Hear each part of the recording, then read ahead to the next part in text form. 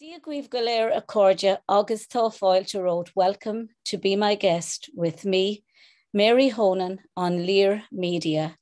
And my very special guest today is Nicholas Robinson, who I've been told to call Nick for the rest of the show, who was headmaster of King's College School in Cambridge and helped Her Royal Highness Duchess Katharine of Kent to launch Future Talent in November 2004.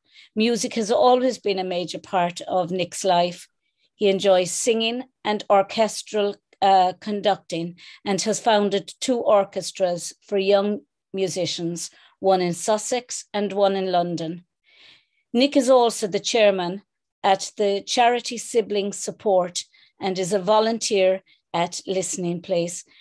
Good morning, Nick. Good morning, Mary. Nice to be with you. Well, it's an absolute pleasure to have you on the show today. Nicholas, tell me firstly, you worked for many years in Cambridge of all colleges. I mean, that is one of the probably the two greatest colleges in the world. That and apart from the United States, I'm just saying, I would see Cambridge and Oxford as being the two greatest in the world. Trinity here in Ireland amongst that, group. But then, of course, you have Yale and Harvard in the States and Princeton. What was it like working Cambridge? Cambridge is a beautiful place. And of course, the architecture of the colleges is just sublime and wonderful. And for me to be head of King's College, which provide choristers that sing in that beautiful, iconic King's College Chapel, was absolutely amazing. A great privilege. What did you teach there? Well, I was the headmaster of the school, which has 400 boys and girls aged 4 to 13, and of course includes the 16 choristers who sing in the chapel.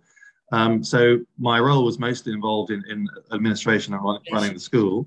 I taught a little bit of maths and a little bit of life skills, but and also got involved with the music at one point, conducting the school orchestra. But it was great fun. Don't you think life skills are very important to be taught in schools in general? I think it should be part of the curriculum. That and empathy. I think it's a subject that's not probably taught enough in schools. I think whatever about any other subject, empathy, to try and help students to understand difference in others and to embrace everyone's difference. Yes. I think the ethos of a school can teach that without it having to be taught in the classroom. Exactly. I think the way teachers talk to each other and to the children, and the kind of ethos and talking about kindness and making sure that the school is active in outwardly displaying kindness. And we founded a school we partnered with a school in Sri Lanka, which I went to visit a few times, and the connection there and the understanding of how children come from different backgrounds and have different needs and experiences, and just showing kindness across all those thousands of miles, I think it's a very important message for young children to learn. Yeah, I mean, I did my PhD on childhood under Nazism, and since then I've been interviewing survivors of genocides and human rights violations. And I mean, I grew up in Ireland, educated entirely by nuns, but with, I suppose, my father's side of the family were Welsh Methodists, and and there was Jewish in the family. So there was that, I suppose, inbuilt sense of understanding of other people's differences. Mm-hmm. How much do you think music is that builder of empathy, if you like, because or being involved in an activity, that saying, the devil makes work for idle hands. If you're involved in organizations such as musical organizations, you're mixing all the time with people of different ethnicities, different sizes, different races, different colors, and it helps you to build that empathy, because you're in such close proximity with people who you mightn't ordinarily meet on a day-to-day basis or even associate with, but you have to, or you're thrown into this melting pot, I suppose, once you're in a choir or in a musical organization or a drama group or whatever. How important do you think they are to building empathy? Well, I think music breaks down all barriers. You can have people of all nationalities singing together or playing in an orchestra. And I think for young children, the whole experience of learning to be part of a team, having to listen to the people around you, whether they're playing an instrument or they're singing, and playing your part and knowing that what's going on, you are as important as all the people around you. So there's equality, there's understanding, that there's just that experience of joy and happiness in achieving something which is beautiful. And I know from all my years, I was 19 years in Cambridge, and the choristers and watching them, especially when we went on tour around the world, hearing them sing to all the different nationalities and the standing ovations from audiences all over the world was an amazing experience for those young boys to see. And there's a young chorister at the moment now who seems to be taking the internet by storm, Cormac Thompson. He actually appeared on Britain's Got Talent there recently, but he actually released, he's only 12, he released an album in aid of, say, charity, singing a piece from Les Mis. And he's absolutely stunning to listen to. And you just realize the importance of being involved in something and having something to focus your mind on, because I think most problems evolve from people having nothing to do, or people not being immersed in a positive way with people of all. How did you get involved, Nick, in music? Well, I was very fortunate. When I was a teenager, there was a wonderful lady in the town where we lived in Kent, whose husband was a GP, and she loved drama, but she wanted to set up an orchestra for her children to play in the holidays. So she set up this orchestra for any teenagers in the Sevenoaks area, and we met every night for a week, and then gave a concert to the parents on the Sunday afternoon. And it was conducted by her husband, who, although he's a GP, he was a great conductor and played the clarinet and the piano. And so I joined that, I think when I was about 14, I played the flute. And I loved the friendships and the fun. And that week was just tremendous, really exciting. And as I got older, one day Joan Lloyd, who organized the orchestra, said she wanted somebody in the orchestra to conduct it. And I had always had this dream of wanting to be a conductor. And I thought, gosh, I don't think I dare put my hand up, but something made me put my hand up. You love the power. Something made me put my hand up, and I then started conducting the Sevenoaks Youth Orchestra, and I conducted it for several years. So that's how I started. But also at school, I sang in the school choir. I was taught by Benedictine monks at Worth Abbey, and we had a very fine choir. And I was pleased to sing with that choir all through my teenage years too. Did you ever do Gregorian chant? Yes, yes. And of course, I heard a lot of it too. Isn't it amazing? It's beautiful. Yes. It's not too dissimilar when you think of the call to prayer, and you think of Jewish music, and you look at the three Abrahamic religions, Judaism, Christianity, Islam, and you look at the music that they perform unaccompanied. It's the religious music. It's very, very similar when you think about it. The call to prayer. I always find the call to prayer in Islam and the Gregorian chant very similar. Yes. I come from a very musical Welsh Irish background. English. I was born in England, and but I never played an instrument, and it's my greatest regret. It was Irish dancing for me. Fantastic. All my life. Yeah. But it's a huge regret not to have played Yes. either the piano or the harp. Yeah. Yes. Well, wonderful instruments. Yes. Well, that's what my music charity, Future Talent, is all about. Is trying to support children who want to learn, who've got musical talent, but don't have the finances to pay for the lessons or to buy the instruments or so on. Yeah. And that's part of what we're trying to do. So, how did you actually, Nick, decide to set up Future Talent?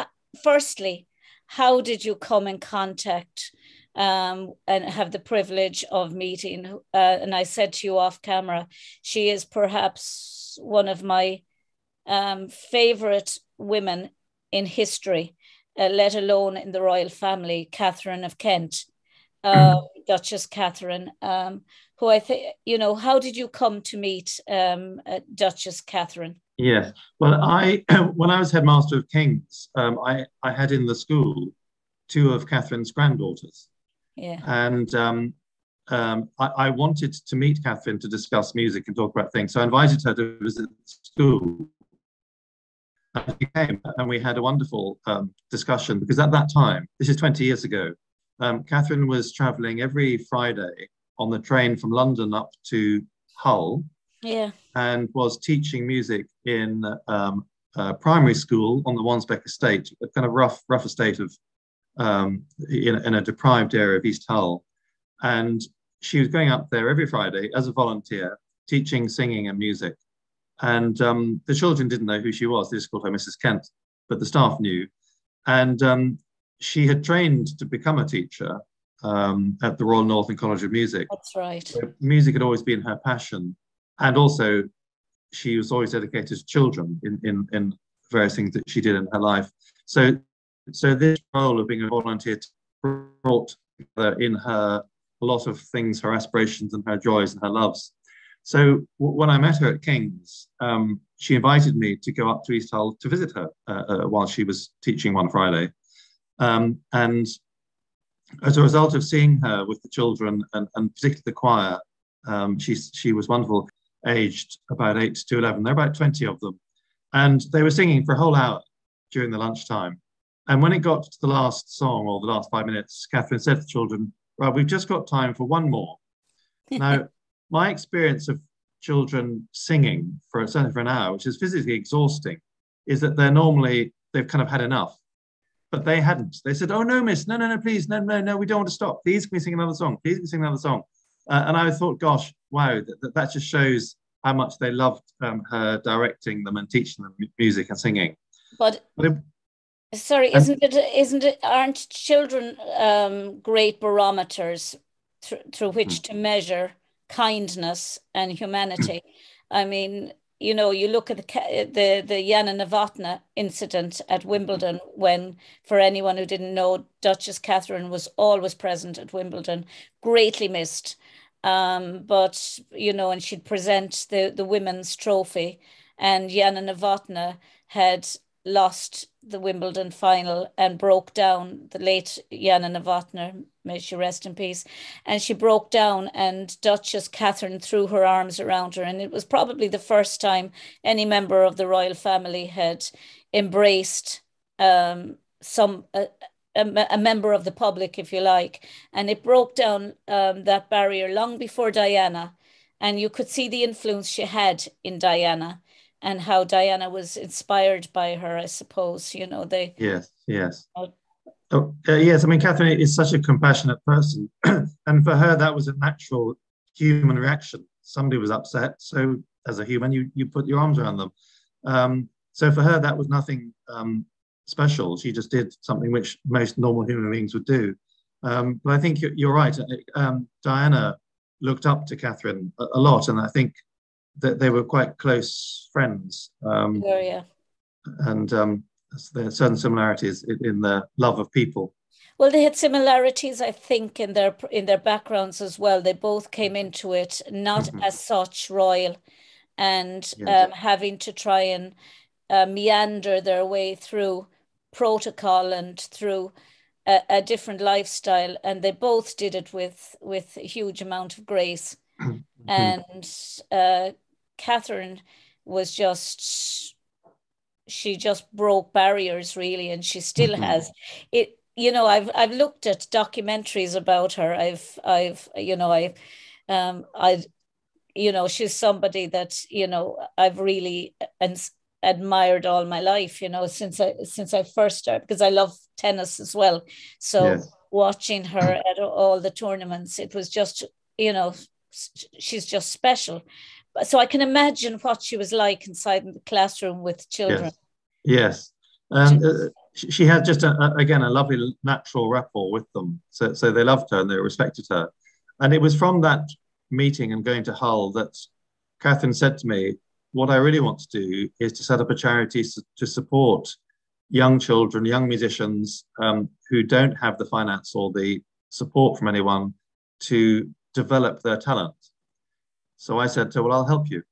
And that's how she created Future. She was the inspiration, and she chose the name Future Talent based on an orphanage she'd been to out in India called Future Hope.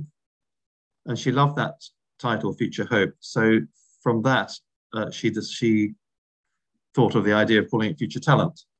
And so nearly 18 years ago, Future Talent was born. And she played the piano herself, didn't she? Yes, yes. And she sang in the Bath choir. Yes. So she was somebody who was craving normality the entire time. And she's somebody, I suppose, from what I've learned through her documentaries, whom the Queen, even when she became a Roman Catholic, she seems to have broken boundaries all the way. She became the first member of the royal family to become a Roman Catholic, and that could have removed her husband from the line of succession. But the Queen loved her so much and was so close to her that she didn't remove him from the line of succession. And, you know, she just seems to have been this woman that has impacted many lives and, you know, many, I suppose, you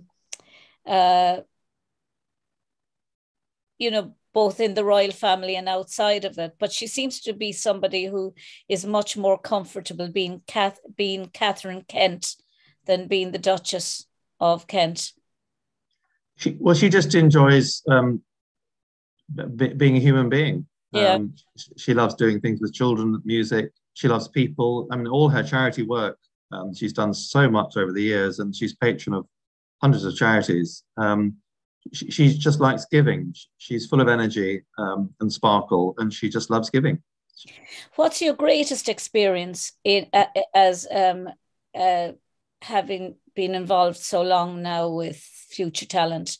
You know, has there been a standout moment for you where a child came in and you knew that do you know, I mean, it's the same with Irish dancing. You have at any form of the arts, you have a child that will come in, you know, they don't have the money, you know, they have the passion, and you'll do anything to make that, to bring out that love and that passion, because costumes are so expensive in Irish dancing for competition. Shoes are, travel is, and you know that there's the good child, there's a great child, a great talent who can't afford any of this. For you, as a human being, how does that manifest itself, I suppose, for you? I think it's when we have the auditions of children who are applying to us for support, it's when you hear a particular child who you know is just communicating and has that tangible love of music that just comes out of them physically. There are some children who come in and just sit down and will play the piano, whatever it is, and it's very technical and it might be correct, but there's no emotion or no feeling. Yeah, and it's the child that you can see. It's a bit like Billy Elliot when he's dancing in that film. That's what I associate it with. Yeah, how he became alive when he danced, and the same with children who are musical. They become alive, and you see them just physically become transported in what they're doing and loving it. It's just a privilege to watch and to see that in children.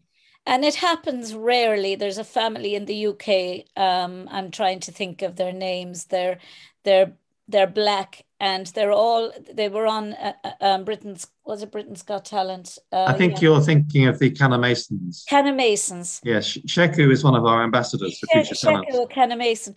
My God Almighty, he's extraordinary. He's wonderful. They're all wonderful. They're all wonderful, yes, but I don't understand the cello. I love listening to the piano. I love listening to classical music. But to listen to the Canna Masons, they're just extraordinary. They're all talented, and they, of course, they play together as well, trios and duets, and the whole family, and they are delightful. They're just lovely people. They're the definition of a family that plays together, stays together. Yes. No, it's a great privilege to. I've met some that are just lovely in life as they are when you're hearing them play on stage. They're extraordinary. I mean, even down to the littlest one in the family.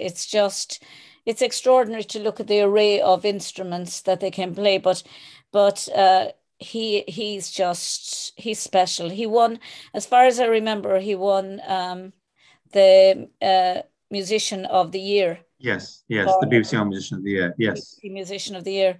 And I can, I can understand that. But his sister, the oldest girl, she's a pianist. Yes, Isata. She's to be the one that holds them together.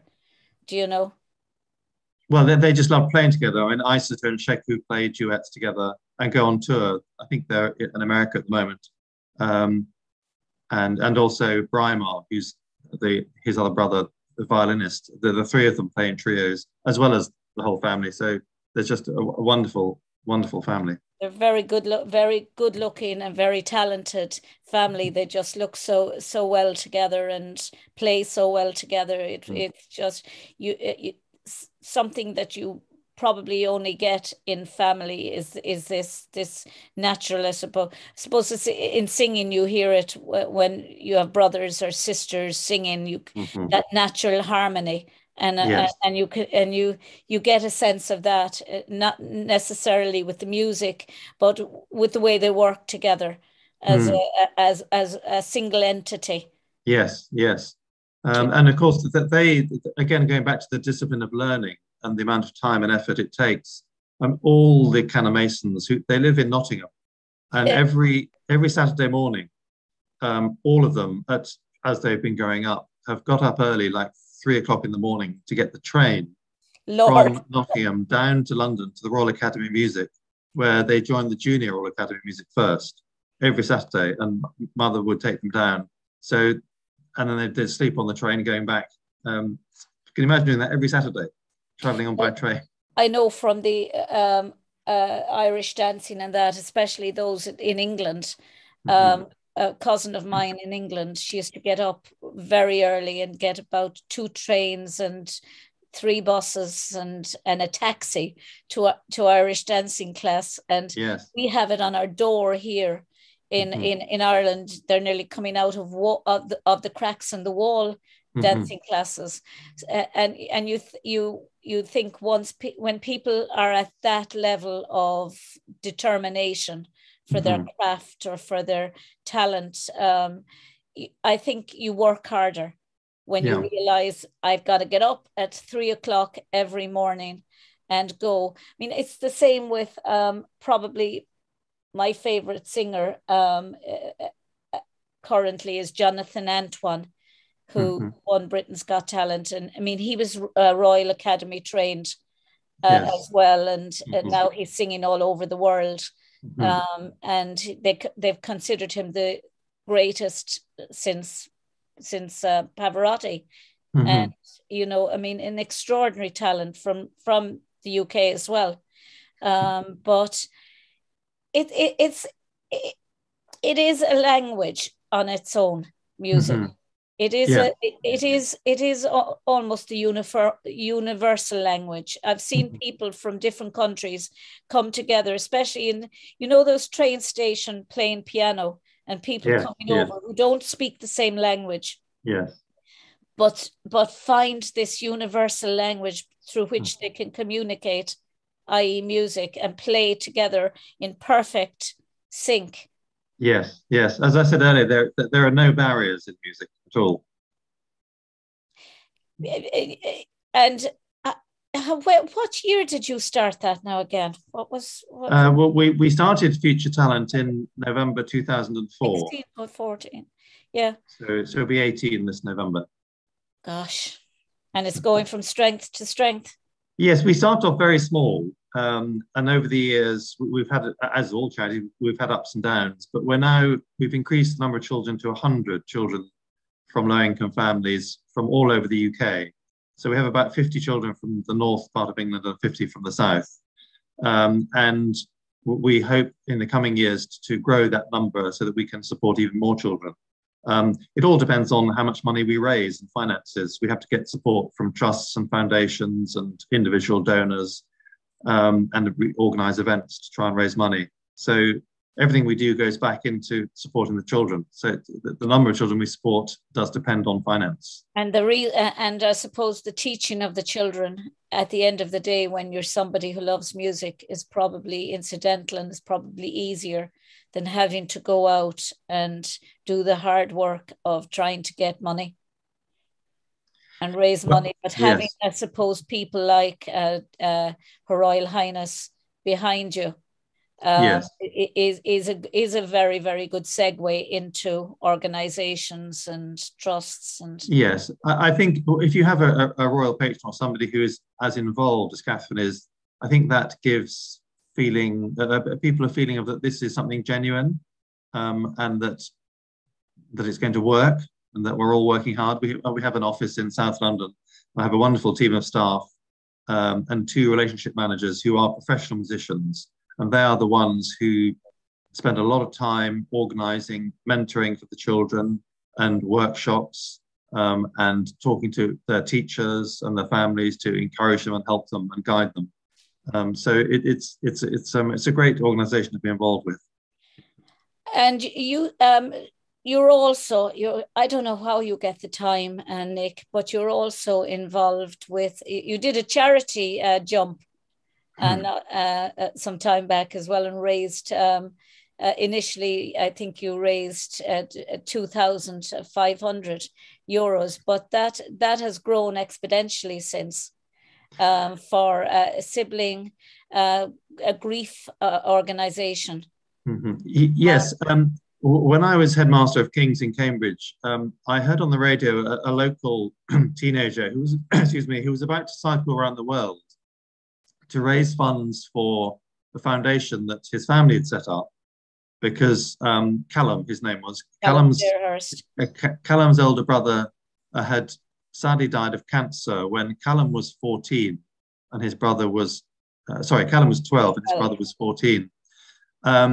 And so I met Callum. I asked him to come and speak to the children at King's all about what he was going to do. And Callum is one of these inspiring, dynamic, crazy, wonderful people who just makes the most of life and wanted to do something to support the memory of his brother. So he went off cycling around the world. He set off from 10 Downing Street. David Cameron waved him off and raised money. But it was my meeting with Callum then that a few years later, when I moved to London, I caught up with him again. And we had a conversation, and he told me that he really wanted to start a new charity because he talks about forgotten grievers, the people who have lost a sibling. Yeah, and because when that tragedy happens, a lot of people will be supporting the parents, and the child who's lost a parent will get support from Child Bereavement UK, which is a fantastic charity. But there actually is nothing to support children who are suffering almost in silence, especially if they've gone through the grief of seeing their sibling die of cancer over several months. So he wanted to set up this charity, which we have done now, called Sibling Support. And it has a wonderful website with a host of information addressed to different age groups, from very little children up to sort of teenagers and young adults. So there's a wealth of resources there to support people who want advice and help. So yes, I did a charity I jumped out of an airplane to raise funds for Sibling Support. I'd like to do it.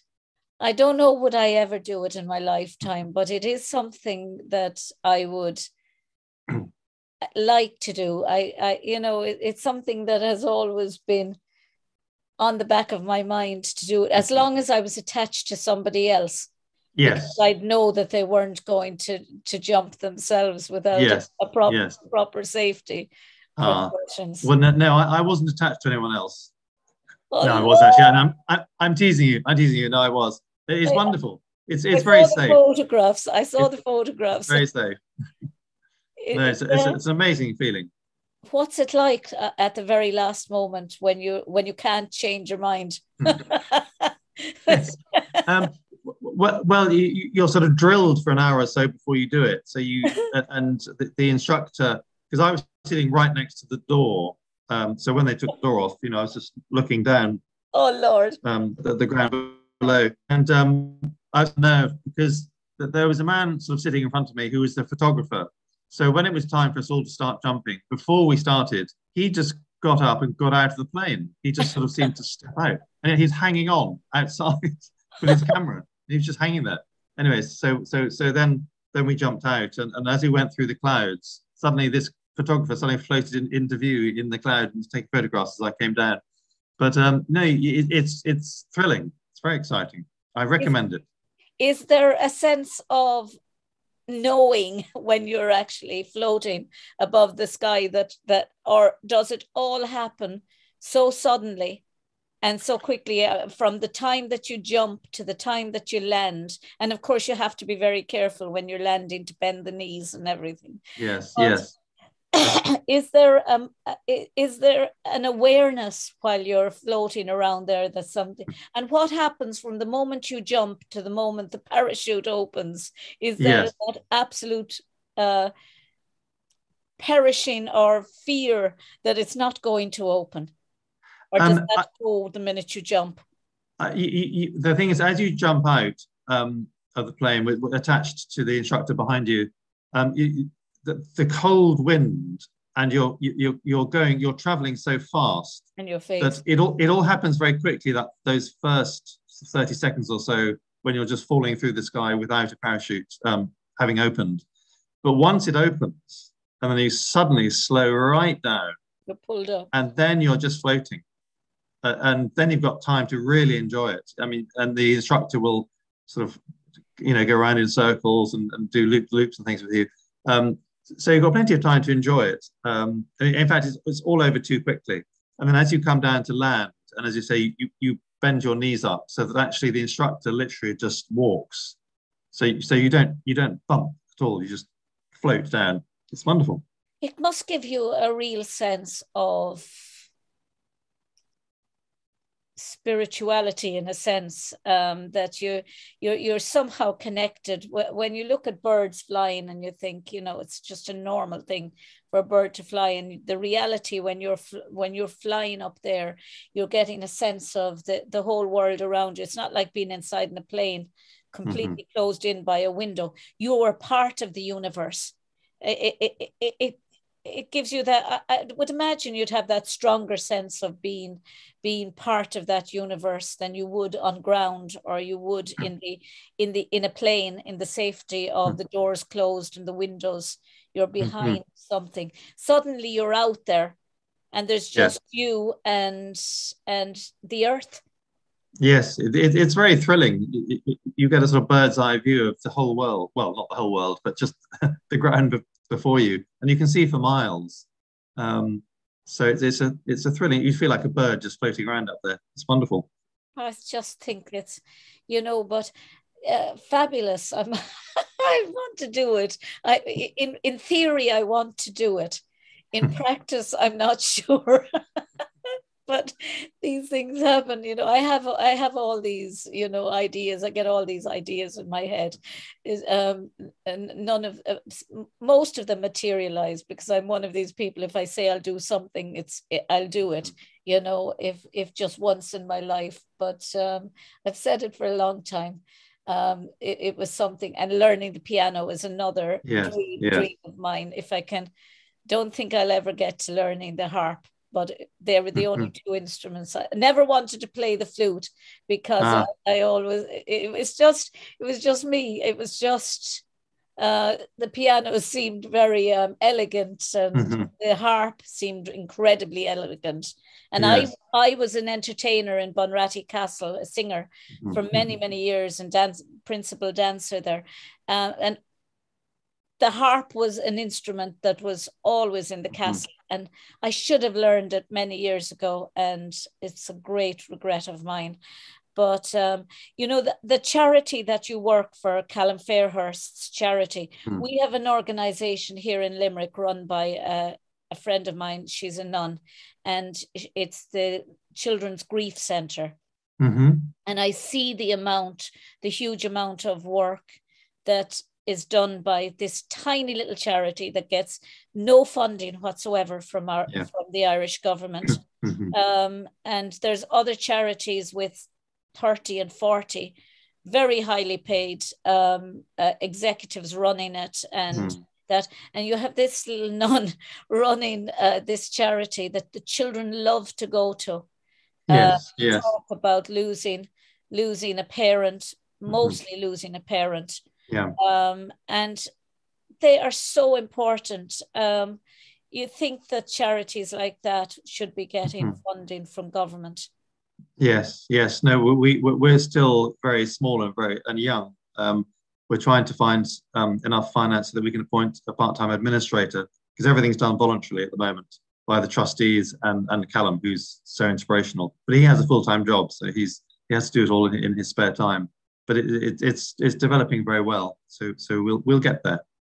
Yeah, it's. I mean, I have coming on Fegan Murray. I have coming on OBE or MBE, I should say, coming on my show, and her son was one of the victims of the Manchester bombing not so long ago. But she has worked tirelessly now in counter-terrorism, and she went back to do a master's in counter-terrorism after her son was one of the victims. And so Fegan is coming on with me to talk about that soon. But, you know, there were lots of children in that who lost brothers and sisters, including her own children, who lost brothers and sisters, for whom your charity is just vital. Yes, absolutely. So do encourage people to look at our website, the siblingsupport.co.uk. I'll be putting all of the information and all of the website information up on your interview, so we can actually contact you. But what next now for Nick Robinson? Because I don't think you're a man that sits down. Well, I'm also involved with another charity I'd love to talk about, because it's a fantastic charity set up 5 years ago in London by an inspirational lady called Sarah Anderson, and it's called The Listening Place, and it offers face-to-face support for any adult who wants to end their lives, for whom life has become so awful that they can't see any alternative but to end their lives. And this charity trains volunteers to be able to listen without any judgment and in strict confidence to anything that the visitor, we call them visitors, anything that they want to share or they want to say. And Sarah describes the situation of these people in a very wonderful image. She says that for us as volunteers at Listening Place, we're supporting people for whom life has become so awful for whatever reason that they're now in a ditch. They've dug themselves into this ditch and they can't get out. And our role at the charity is not to offer advice as psychiatrists or counsellors. We're not there to try and pull them out of the ditch. Our role is to get into the ditch and just be with them and be alongside them. And that human support and care and compassion and understanding that all the volunteers showed to the visitors is proving to be a wonderful, wonderful way of helping people find a belief that they do want to stay alive. And actually, by talking to somebody through their issues and their problems and talking to somebody who cares for them and on a human level shows that compassion, understanding. In many, many, many cases, the thousands who've been to the listening place over the last 5 years, a huge proportion of them have gone on to cope with life and without needing further support. So the listening place offers once a fortnight a 1-hour meeting with a trained volunteer, and the same volunteer will meet the visitor for 3 months. And after those 3 months, there's then a reassessment to see where the visitor's got to and how they're feeling. And if necessary, they're offered another 3 months support. But many of them after 3 months begin to feel just that little bit stronger and are able to go off without our support. They know that they can come back if they need us. But we've seen over 5 years about 13 to 14,000 people. And sadly, of those 14,000, about 10, as far as we know, have gone on to end their lives. But the rest have survived. And the charity is now expanded. We have one centre in Pimlico, one in King's Cross, and a new one now in West London. So that's another. I feel very blessed because the training to become a volunteer for this charity is absolutely amazing, and it's very rigorous. And at every meeting that you have with a visitor, you talk openly about suicide and how they're feeling and whether they've made any plans to end their lives and so on. So it's very much that you don't avoid the subject. You confront it head on in a compassionate and open way so they can talk to you. Because very often if they have a partner or somebody they're living with at home, they can't share these feelings.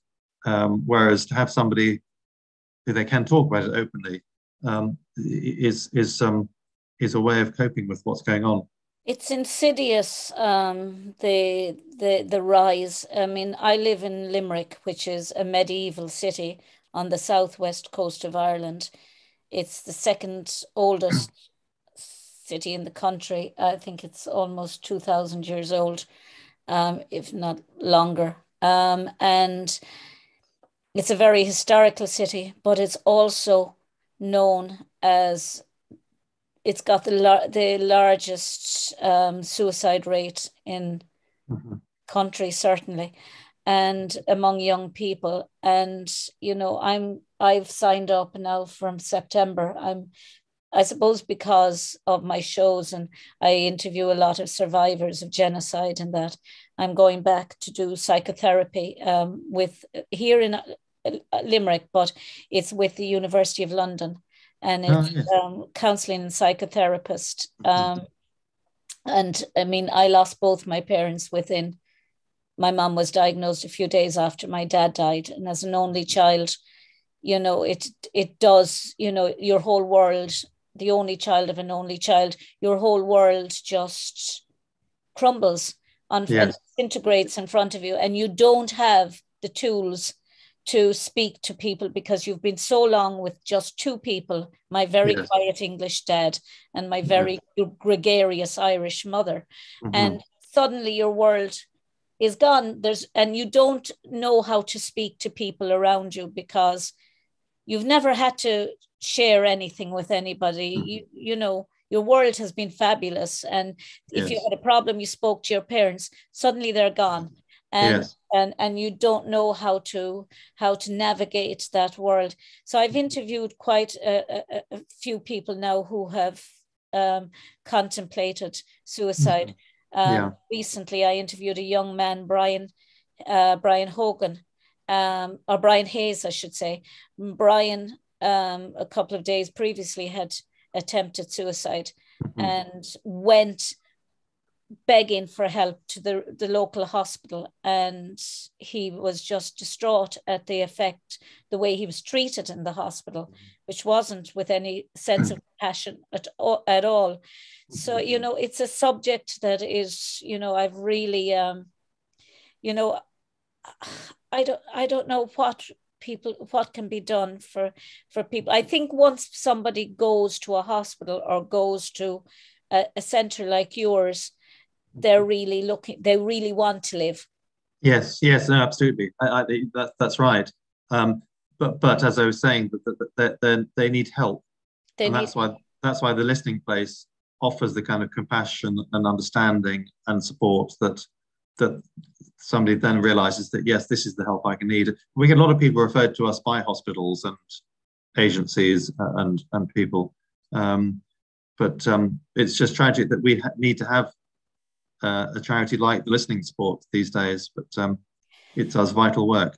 but it's fantastic that it is there. And it's, do you know, Nick, it's a fantastic name for because, you know, friends of mine say, you know, people I've known down through the years, I'd probably be a good listener. So people would say, you know, what do I do if somebody comes to me and talks to me? And I keep saying, most times people don't want answers. They just want somebody to listen. Yes, yes, Just want yes. a sounding board. I know with some people when they're grief stricken, like I was, you go into yourself. You don't want to talk to people because you've been this solitary person all your life and you've solved your own problems. And now you've got to talk to somebody. Counseling wouldn't have worked for someone like me because you have to get through it yourself. But for people who just want to unburden themselves, they don't want people most of the time telling them, oh, you do this and do that. Yes, yes. Get out more and, you know, Yes. and just stop thinking about things and join a club or Mm-hmm. it's Yes. the last thing you want. You just want somebody to listen to you. That's right. And in fact, that was one of the key parts of our training to become listeners, is that we don't give advice. As you're saying, when people come, they don't want to be told, well, why don't you do this or why don't you do that? They just want to unburden. And so it's quite difficult actually to start with when somebody's talking to you and you kind of can see what they could do to help themselves. But no, you just listen and just support and let them speak. And you know, the thing about it is the thing I found the worst for me was when people would say, oh, Mary, you don't know how lucky you are. You know, look at such a person they lost as a child, or look at such a person that they don't have a home to live in. You have a house and you have your parents left you a home, and I live in my parents' home. And you're thinking, you know, everyone's problems are their own at the time that they're experiencing it. They could have a home that's worth £1 million, or they could have all the money in the world. But at that particular moment, their problem is the greatest that's eating them up. And the last thing they want is to be dictated to and told, oh, there's somebody worse. You should think of somebody. There's people far worse than you. Yes. It's not what you want. You just want somebody to be a sounding board. Yes, yes, absolutely. Do you know? And to be non-judgmental too. Just to listen. Yeah. Yeah. Not even, so probably want somebody to say, I don't know what to say to you. All I can do is listen. That's the perfect situation, just the listening. Yes, yes. You know, it's a fantastic name for a charity. Do you know? And but Nick, you're an extraordinary man, and you have an extraordinary ability to just find things to occupy yourself and to become immersed in and obsessed with. Well, I just love being with people. That they give you energy and laughter. Laughter is so important in life, especially children. Children just they're so natural, and it's just I'm very blessed. I've had a very, very lucky life. So they have no filter.